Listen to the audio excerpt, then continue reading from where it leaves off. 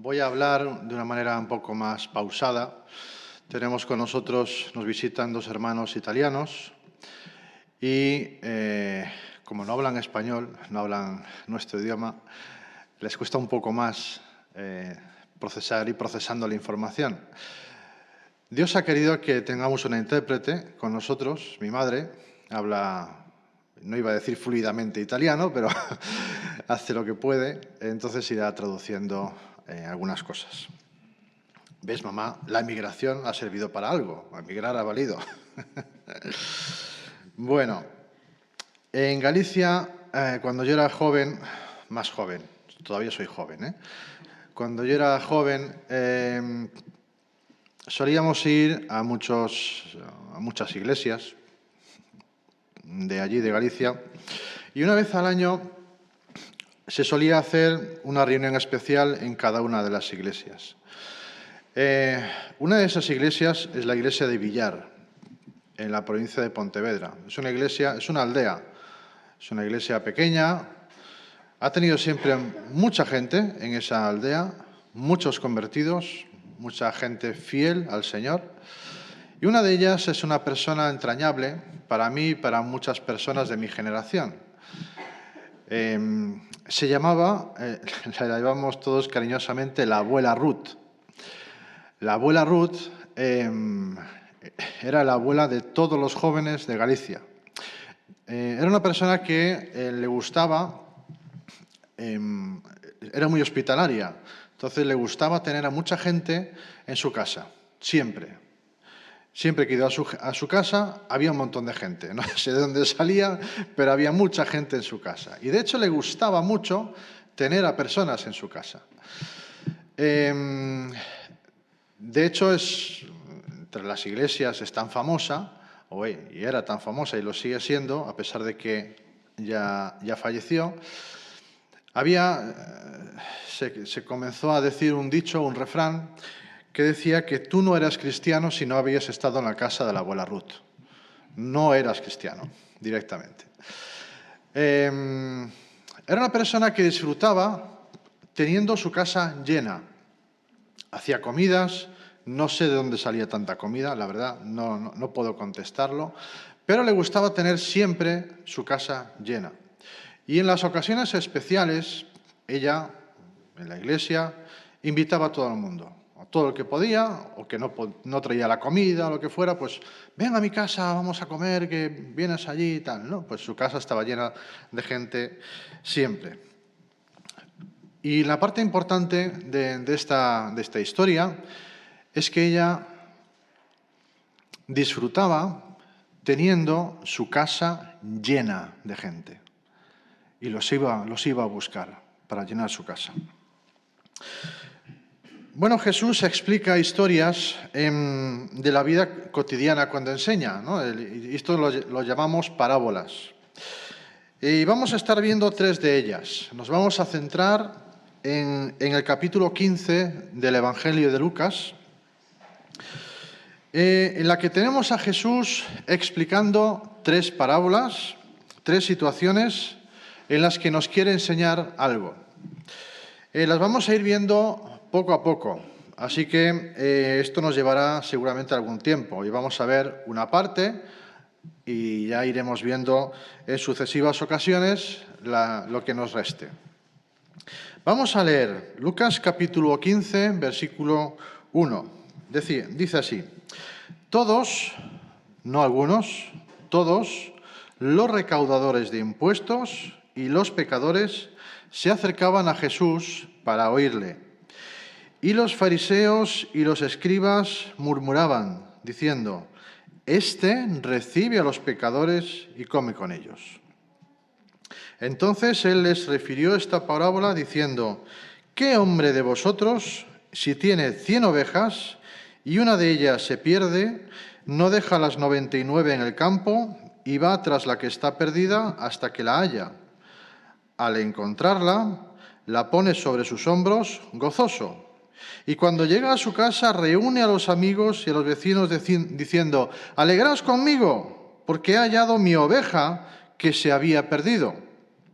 Os digo que de la misma manera habrá más gozo en el cielo por un pecador que se arrepiente que por 99 justos que no necesitan arrepentimiento. Bueno, vamos a poner esto un poco en contexto. Vamos a ver cuál es la situación. Los recaudadores de impuestos eran principalmente hombres judíos que pagaban a los funcionarios romanos el derecho a recaudar varios impuestos, aduanas, peajes, etc. Dentro de este sistema se daban muchos abusos. Estos abusaban de su posición, ¿no? Así que los recaudadores de impuestos eran odiados y despreciados por sus compatriotas, por los mismos judíos. No solo porque se les consideraba unos traidores hacia su propio pueblo, se les consideraba gente sin honor, gente codiciosa, pero también porque realizando este trabajo se convertían en personas ritualmente impuras. Eran personas impuras. Así que los demás judíos los veían como personas que estaban alejadas totalmente de Dios, totalmente fuera de Dios, por lo tanto, huían de ellos porque no querían ni estar con ellos, ni tampoco que se les viera con ellos. Y sin embargo, los recaudadores de impuestos se acercaban a Jesús para escucharlo. El otro grupo que tenemos aquí se le llama pecadores, en el versículo 1. Los recaudadores de impuestos y los pecadores se acercaban a Jesús para escucharlo. Hay otra versión que dice que los pecadores y los recaudadores de impuestos y personas de mala fama iban a Jesús para escucharle. Bueno, nos puede parecer un poco raro, un poco extraño, porque sabemos que todas las personas somos pecadores, todos nosotros. Y los recaudadores de impuestos, por supuesto, que también lo eran. Pero no se nada extraño en la situación en la época de Jesús. Para los fariseos y los escribas, el término pecadores se utilizaba más bien para personas que llevaban una vida manifiestamente inmoral, una vida conscientemente inmoral, y para personas que realizaban algún tipo de trabajo, vamos a llamarlo cuestionable. Gente con la que ningún judío respetable quería tener nada, absolutamente nada que ver. Claro, aquí no ocurrió esto solamente en este momento, sino que hay más ejemplos en la vida de Jesús. Por ejemplo, en Mateo 21, verso 31, dice: de cierto os digo que los recaudadores de impuestos y las rameras entrarán en el reino de Dios antes que vosotros. Se lo está diciendo a los fariseos también.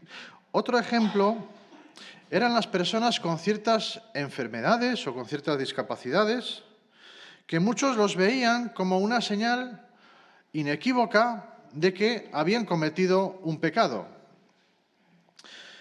En Juan capítulo 9, versículo 1, vemos que al pasar Jesús vio a un hombre que era ciego de nacimiento y sus discípulos le preguntaron a Jesús: Rabí, ¿quién pecó, este o sus padres, para que naciera ciego?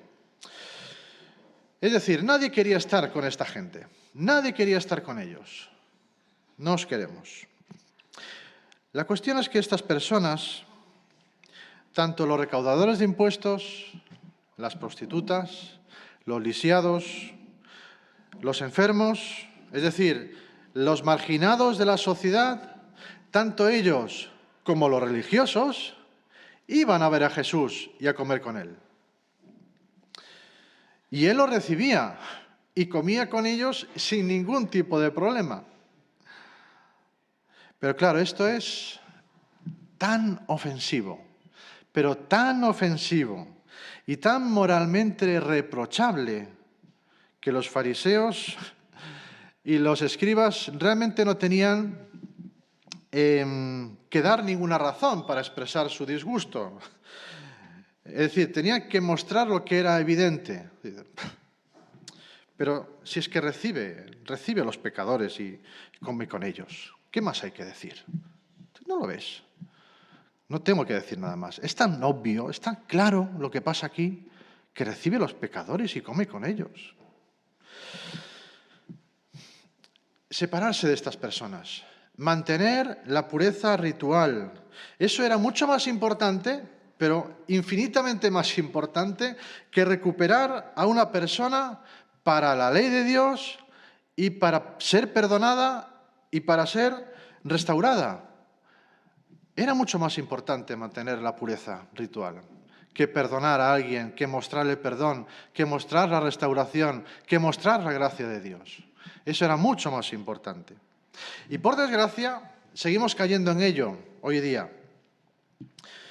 Igual que los líderes religiosos en la época de Jesús, seguimos dividiendo a la humanidad en dos clases.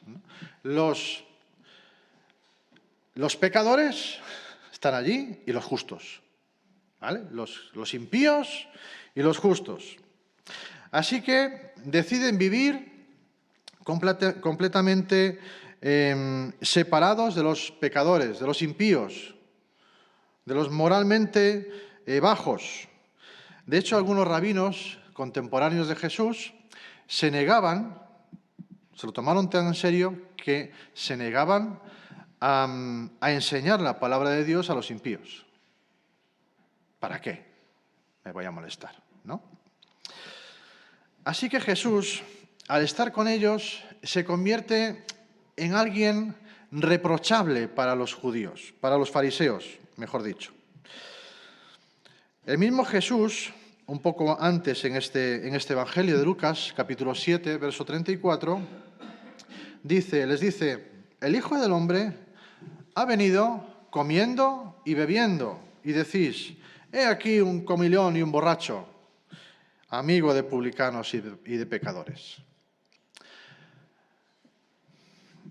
Así veían a Jesús los fariseos. Pero antes de que veamos la respuesta de Jesús en parábolas a esta acusación, la de que come con pecadores y publicanos, es interesante que veamos cómo el comportamiento de Jesús, tal y como nos lo muestra Lucas en este Evangelio. Lucas, con la ayuda del Espíritu Santo, confecciona este Evangelio de manera que queden muy claras algunas cosas acerca de Jesús. Nos lo pone de una forma en la que, mira, esto sobre Jesús tiene que quedar muy claro, pero muy claro. Y Lucas une estos relatos que va dando con un punto, para que no perdamos el hilo de nada de lo que está pasando, para que lo podamos ir uniendo nosotros a través de la lectura. Para esto tenemos que retroceder un poco en el Evangelio de Lucas y andar el camino que Lucas nos va mostrando y nos va trazando desde el comienzo del capítulo 14 hasta estos primeros versículos del 15. Y al hacer esto podemos ir viendo qué significa que Jesús come con pecadores. ¿Cuál es la repercusión de que Jesús coma con pecadores? Vamos al principio del capítulo 14. Jesús va a comer, otra vez, está comiendo Jesús, va a comer, es algo normal. Nosotros, si Dios quiere, cuando salgamos de aquí iremos a comer también. Y va a comer Jesús en el capítulo 14 con un fariseo en sábado, día de reposo. Versículo 1 del capítulo 14. Dice que Jesús entró en la casa de uno de los líderes de los fariseos en sábado para comer. Otras versiones pone para comer pan.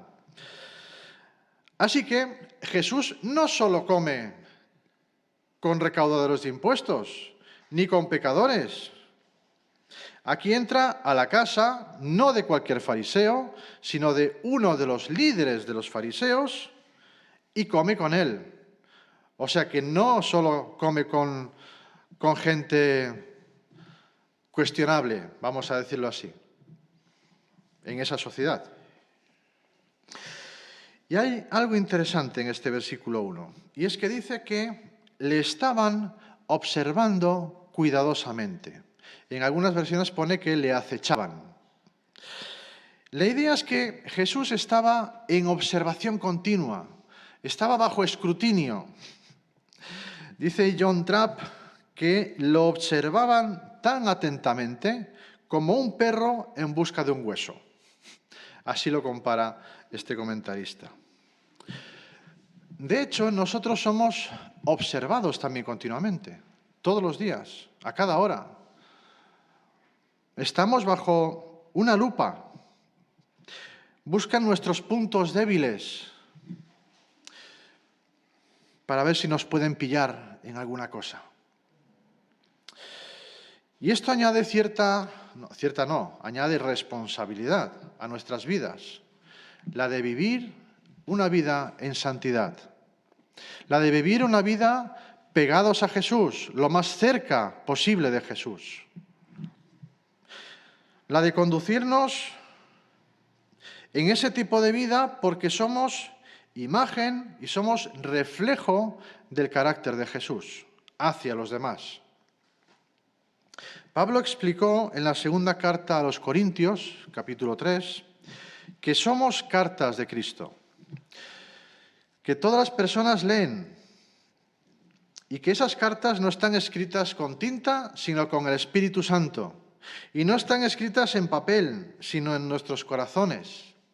De hecho, dice otro comentarista, nosotros mismos somos el único tipo de Biblia que muchos van a leer en toda su vida.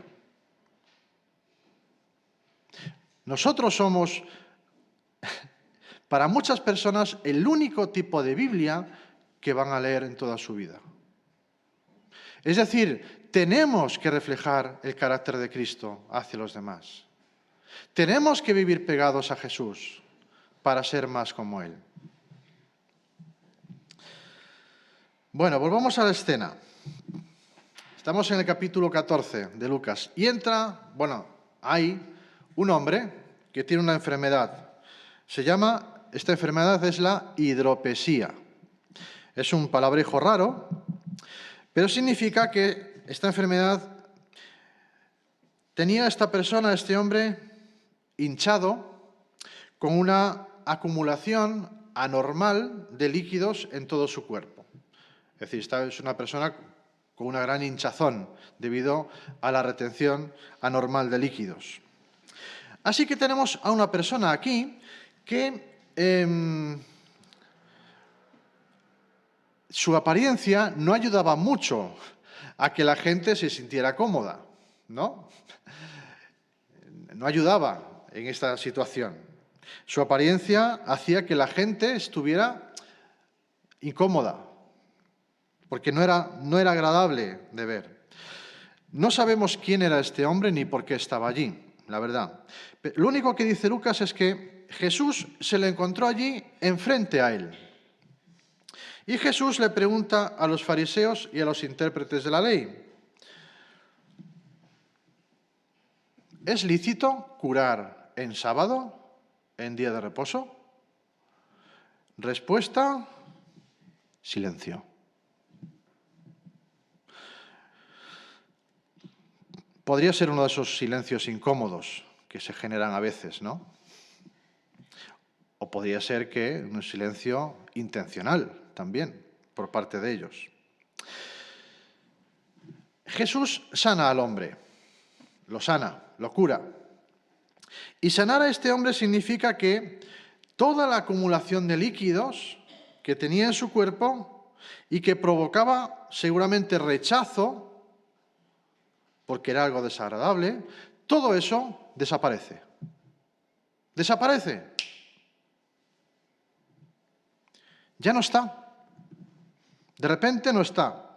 Así que ahora visualmente es algo tangible, es algo medible, es algo comprobable, algo que a simple vista se puede ver.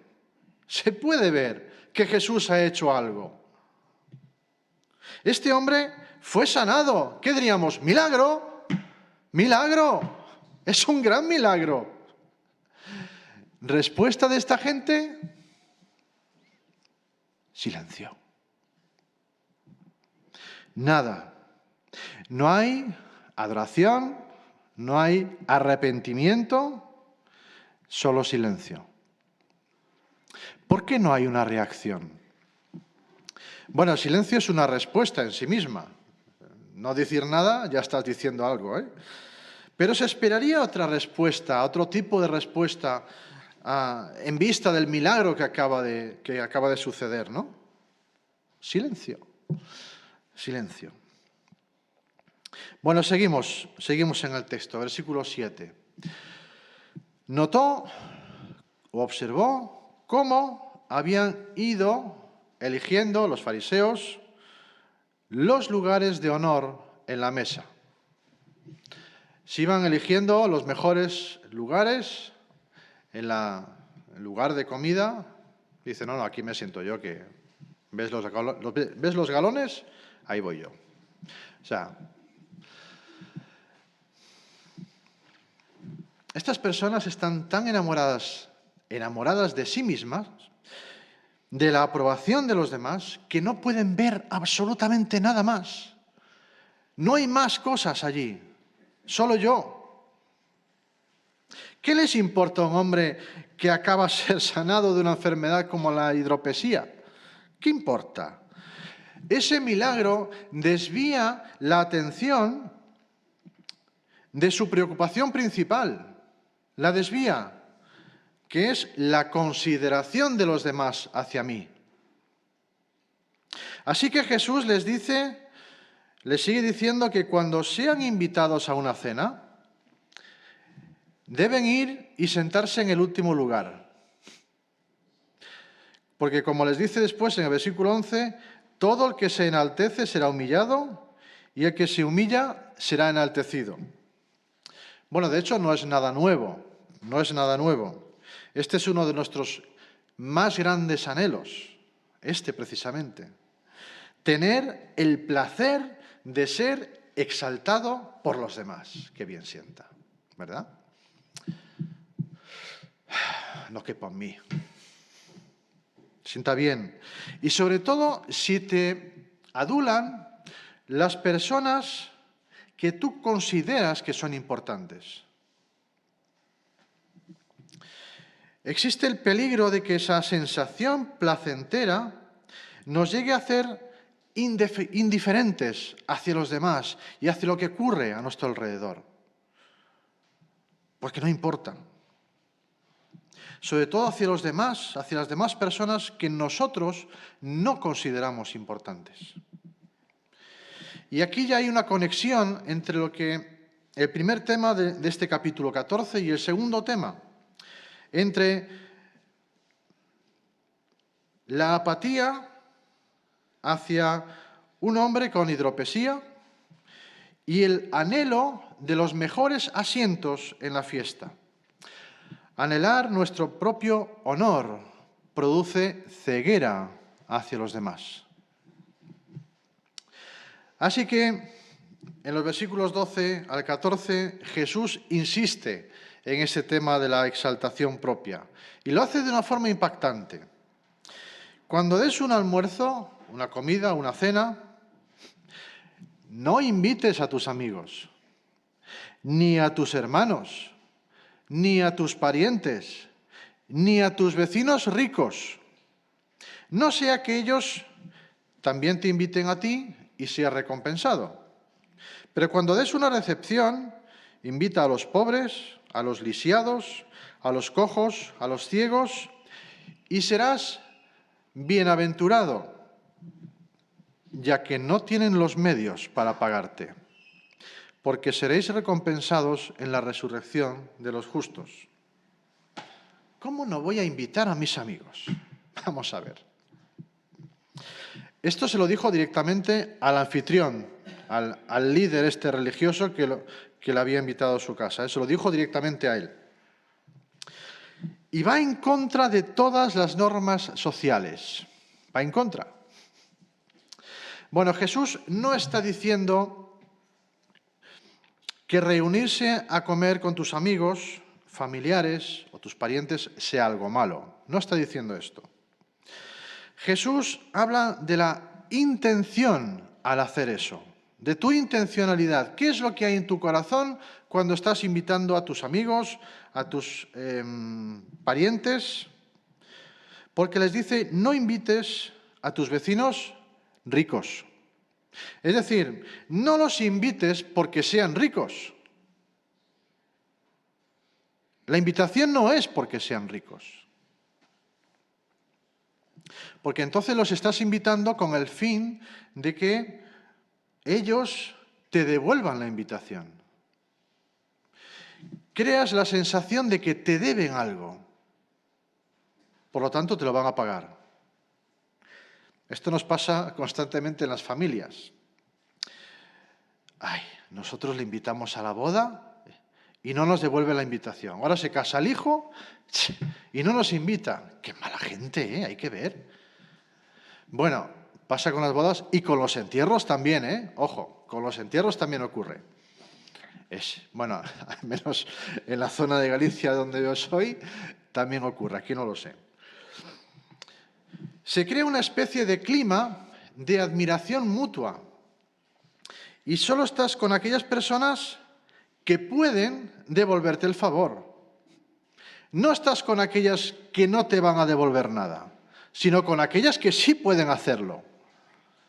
Porque es lo que quieres, lo estás deseando. Es lo que hay en tu corazón. Y a los que no pueden devolver esto, los dejamos de lado. Das y sigues dando. ¿Y qué pasa? Que ellos siguen siendo ciegos, cojos, pobres y no te pueden pagar el favor. Pero Jesús dice, hay recompensa si amas a aquel que no te puede dar nada a cambio. Hay recompensa si amas a esas personas. Serás recompensado en la resurrección de los justos. Otro comentarista un escritor, decía que lo que te libera para no vivir preocupado por la aprobación de los demás en este mundo es la confianza de que este mundo no es el mundo principal. Lo repito.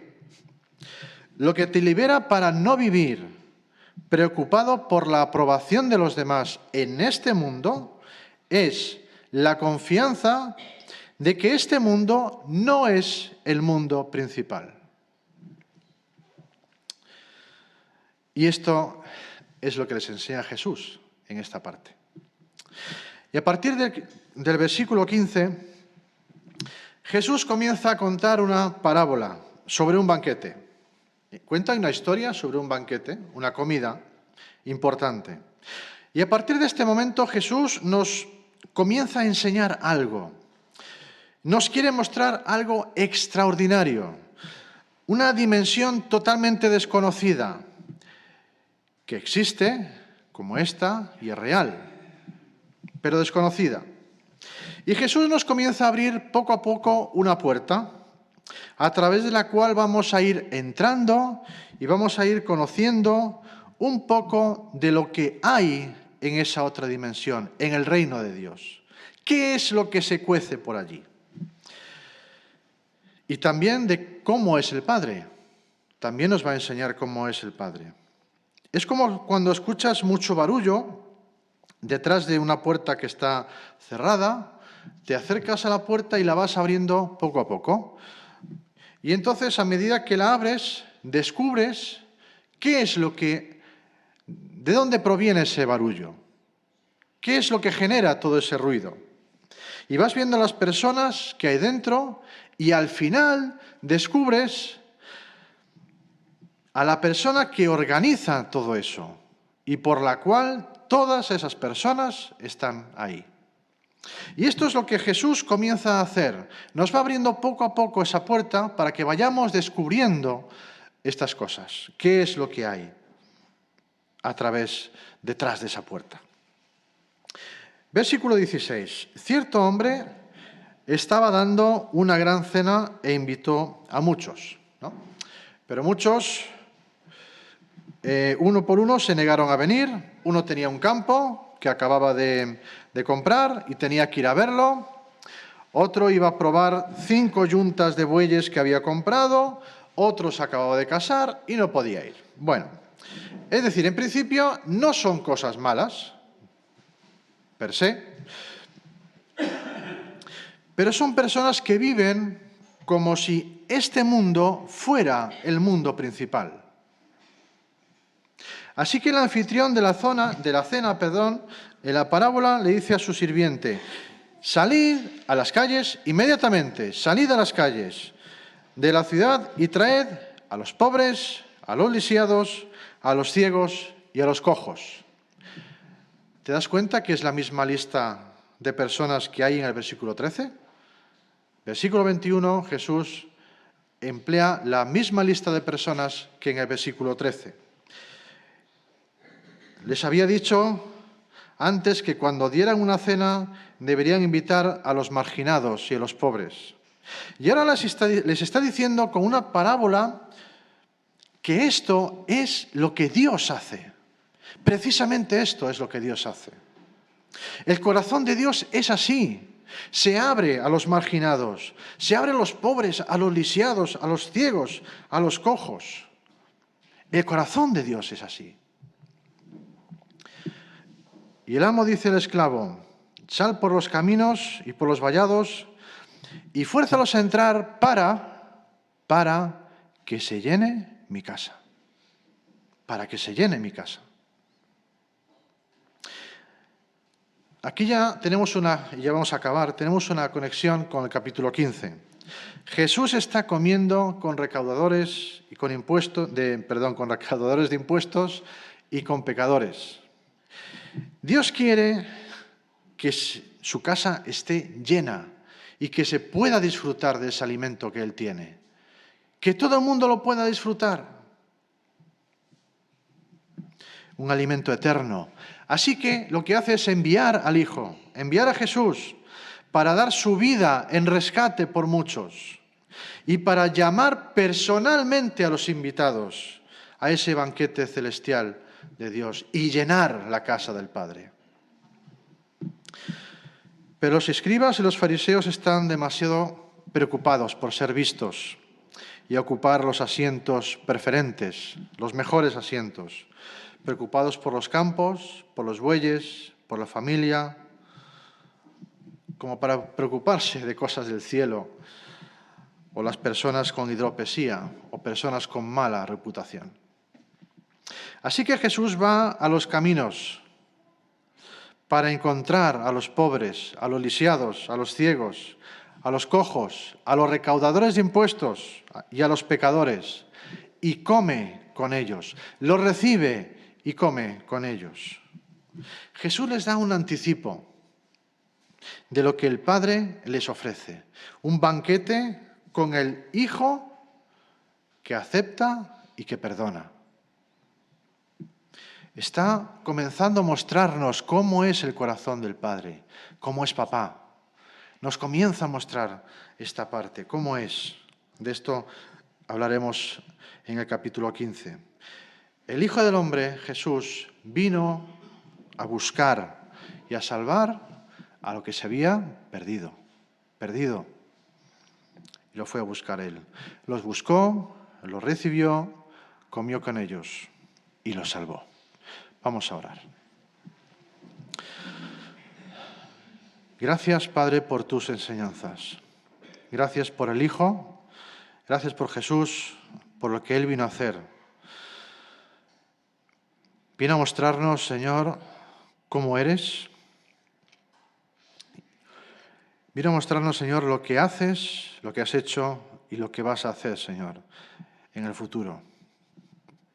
Estaremos disfrutando de ese banquete celestial, Señor, contigo. Gracias por ello. Amén.